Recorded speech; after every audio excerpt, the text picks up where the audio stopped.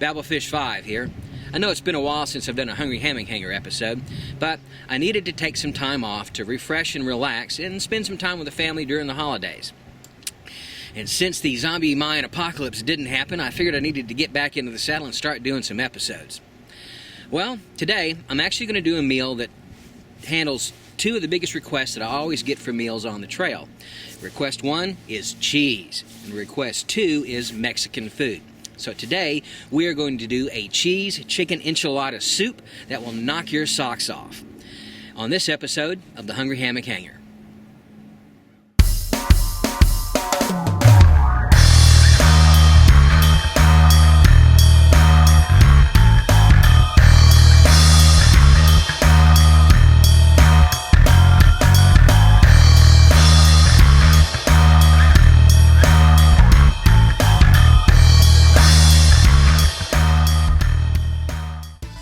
The shopping list for today is 1 pound of ground chicken and 1 cup of diced onion, 1 quart of chicken broth, 1 10-ounce can of enchilada sauce, 1 4-ounce can of green chili peppers, 1 tablespoon of garlic powder, 1 tablespoon of chili powder, 1 tablespoon of cumin, and a half teaspoon of salt.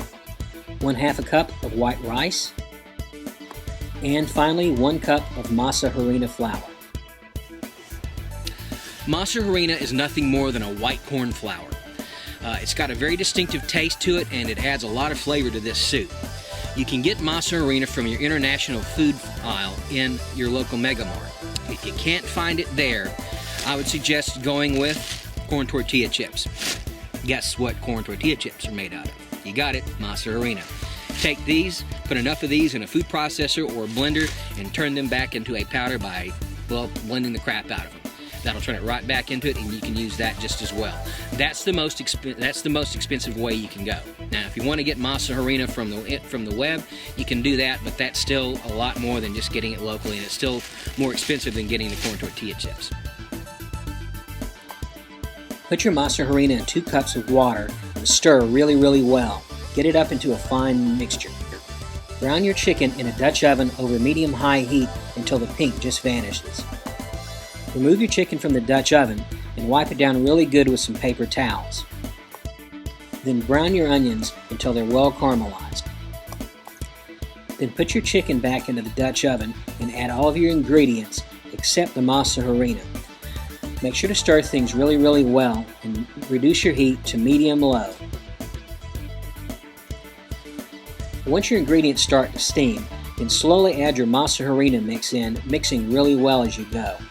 Make sure to get this mixed really well once you have it in. Simmer gently for about 10 minutes. Then add your 1/2 cup of rice, mix well, and simmer for another 20 minutes. At this point in the cooking process, you've got a decision to make. If you're going to eat some of this soup before you dehydrate it and go on the trail, then you're going to want to pull your portions out now and melt about 1/4 cup of cheese per portion into your soup. And let the rest of it, without the cheese, keep on cooking for a bit. What's left of your soup until it gets really thick. Put your soup on a fruit roll tray in your dehydrator or on your cookie sheet if you're using your oven to dehydrate. Dehydrate at 160 degrees for 8 to 12 hours. You'll need to flip your meal over at about the halfway mark. That way the bottom will dehydrate as well. Your soup is done when it's really dry and it breaks almost like a cracker. If you don't pull any of this soup out to eat in your house, this makes 6 recipes. If you do it this way, it's easy to portion. Just break each circle in half. Let's talk about your cheese options. You'll notice in the dehydrated version of this, I didn't put any cheese in it, and there's a reason for that. Animal fats typically do not dehydrate well, and they don't last very long. They go rancid fairly quick. If you put your cheese in this recipe and dehydrate it, it'll end up kind of being sticky, and it'll also go rancid in about 90 days. So we have a recipe that calls for cheese. It's best to cook the recipe without the cheese and then dehydrate it and put the cheese in when you rehydrate it on the trail. You'll go from something having a 90-day shelf life to something having, well, years of shelf life. So your cheese options are, well, probably about 3 cheese options that are really valid. First one, something like this, a processed cheese product. Something like a Velveeta or a Cheese Whiz, anything like that you can carry with you on the trail. These things last forever without refrigeration. But you can't convince me that those are real cheese, and I typically stay away from those. Don't like them. The next option is shredded cheddar cheese. Shredded cheddar or shredded mozzarella.